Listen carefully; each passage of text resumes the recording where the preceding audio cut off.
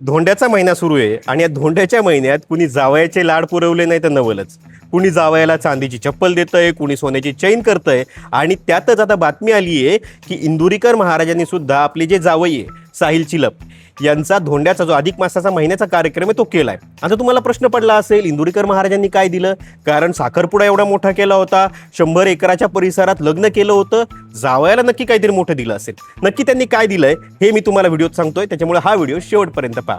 तर मुलगी ज्ञानेश्वरी आणि साहिल चिलप हे अधिक मासाच्या कार्यक्रमासाठी त्यांच्या सासरी गेलेले होते आणि सासरी त्यांचं अतिशय जल्लोषात स्वागत करण्यात आलं. फॉर्च्युनरमधून त्यांची एंट्री झाली. एंट्री झाल्यानंतर जो काही त्यांचा हॉल आहे त्याच्यामध्ये अतिशय चांगली सजावट करण्यात आली होती. जावई आणि मुलगी यांच्यासाठी एक पाट सजवण्यात आलेला होता आणि तिथे पुरणपोळी आणि आमरसाचा जो काही बेत होता तो बेत त्यांच्यासाठी आखलेला होता.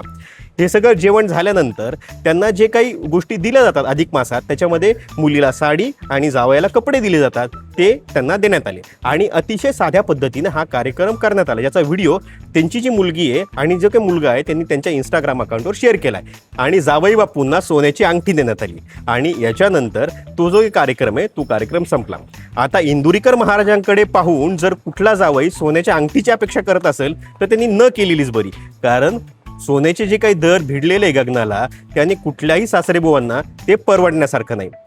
तुम्हाला तुमच्या सासरेबुवांनी या अधिक मासात या धोंड्याच्या महिन्यात नक्की काय दिलंय कमेंट करून नक्की सांगा आणि अशाच माहितीपूर्ण व्हिडिओसाठी टाइम्स नाऊ मराठीला सबस्क्राईब आणि फॉलो करायला विसरू नका.